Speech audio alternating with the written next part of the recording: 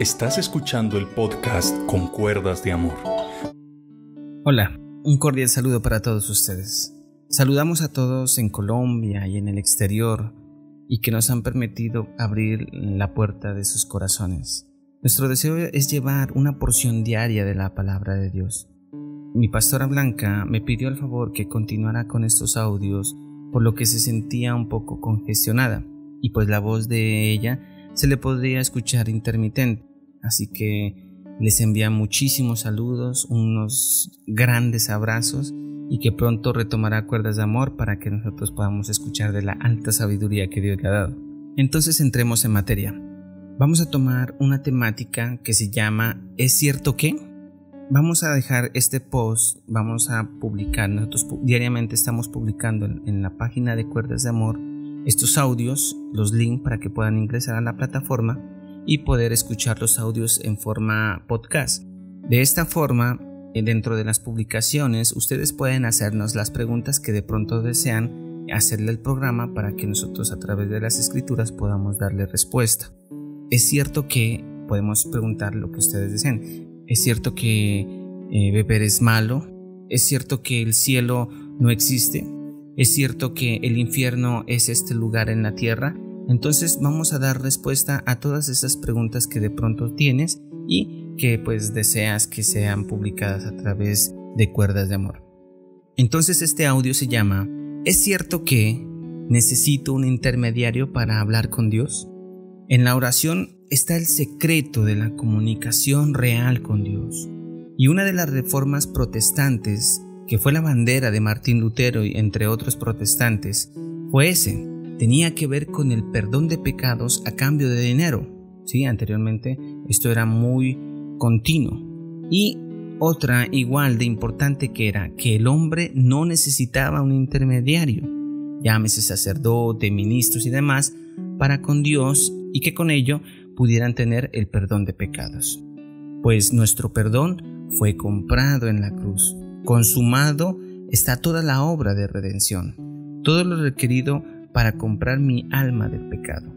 Solo existe un solo requisito para con nosotros los pecadores, que el pecador que viniera delante de Dios con un corazón contrito y humillado en búsqueda de su perdón en base a la gracia y misericordia de Dios, y basado en su oración, transformar su vida de ahí en adelante.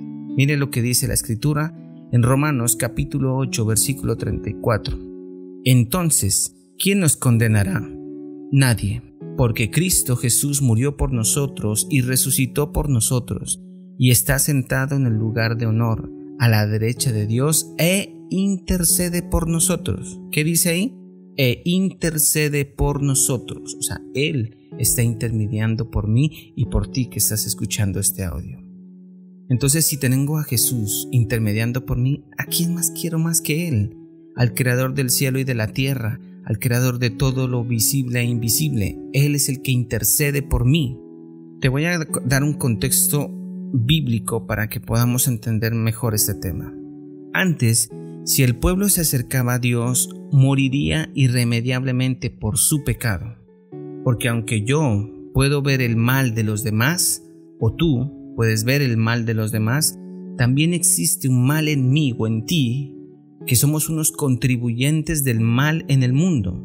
Y esto, estamos todos en esa misma condición. Por lo tanto, anteriormente yo debería ser eliminado. Pero Dios permitía que la vida de un animal, en algunos casos un cordero, fuera un sustituto. Este animal, muriendo, simbolizaba en mi lugar, y la palabra bíblica para esto es propiciación, que significa cubrir la muerte de alguien. Pero existe una contaminación general, por eso el sacerdote tomaba esa sangre animal y la rociaba en diferentes partes del templo, con el fin de eliminar esa contaminación. Es de recordar que esto era un simbolismo. La sangre representaba cómo Dios estaba limpiando esta consecuencia indirecta del mal. Esto se llama purificación. Esto permitía tener comunión entre Dios y los hombres. En esto el pueblo judío experimentaba el amor de Dios y su gracia a través de estos símbolos de manera ideal al ser perdonados. Aunque el profeta Isaías habló de esto en varias ocasiones, él enunciaba que los sacrificios continuos de los israelitas se había vuelto insignificante por la gran perversión que continuaba dentro de estos sacrificios. Por lo tanto, el pueblo debía acercarse de la manera específica como Dios le había dicho que tenía que hacerlo. Entonces existía el tabernáculo, que era una carpa donde el patio se ofrecían los sacrificios de corderos por el pecado del pueblo. Los únicos que podían oficiar esto eran los sacerdotes, pues estos eran los únicos que podían entrar al tabernáculo. El tabernáculo estaba dividido en dos áreas. El área del fondo era el lugar santísimo. Ahí solamente podía entrar una vez al año. Escuchen bien, una vez al año el sumo sacerdote. Él entraba y dentro del lugar santísimo estaba el arca del pacto, donde se encontraba la mismísima presencia de Dios y estaba ahí. El sacerdote traía la sangre de los corderos en el propiciatorio y rogaba a Dios para que sea propicio y que sea favorable para el pueblo.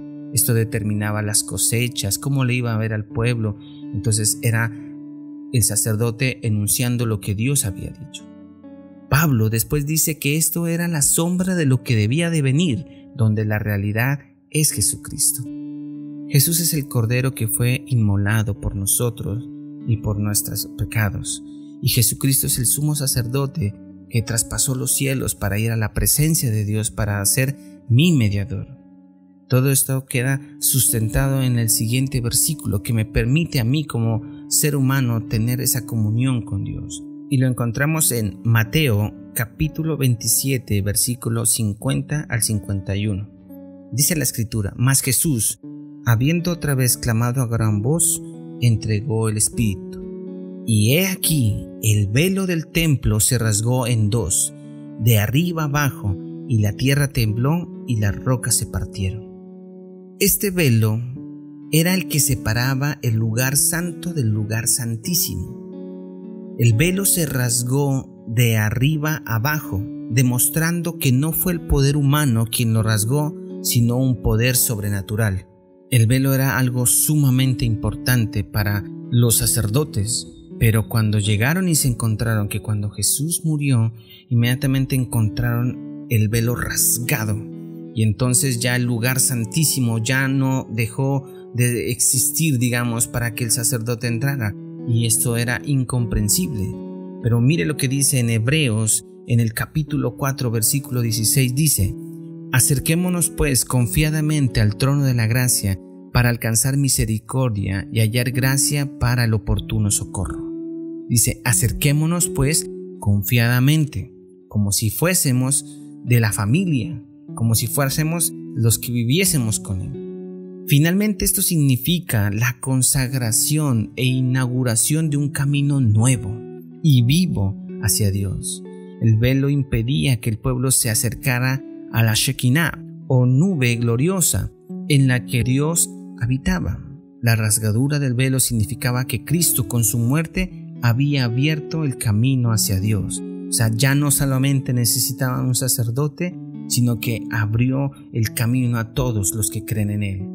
Entonces, solamente con doblar tus rodillas en el lugar donde te quieras encontrar, cerrar la puerta de tu casa, en el lugar, en la sala o en cualquier parte, tú te arrodillas y empiezas a decir: Señor, mi Dios, e inmediatamente tú tienes una comunión directa con Él, porque ya no existe ese velo.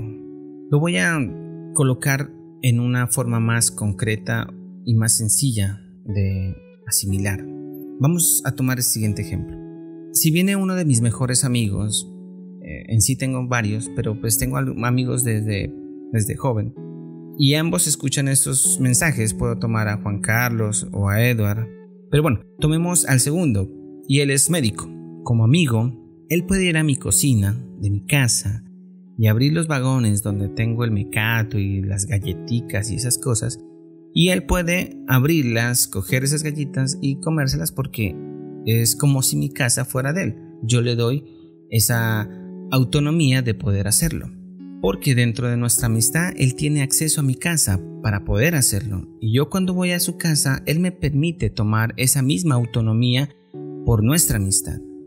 Imaginemos un día cualquiera, dice delante de todos sus subalternos en una de sus clínicas, pues él es médico, y les dice: John o él puede ingresar a mi oficina cuando él quiera, sin pedir cita, sin intermediarios, sin nadie, porque en este momento le otorgo ese poder porque es mi amigo, mi parcero, mi lanza, como quieran definirlo, es la persona que deposito mi confianza.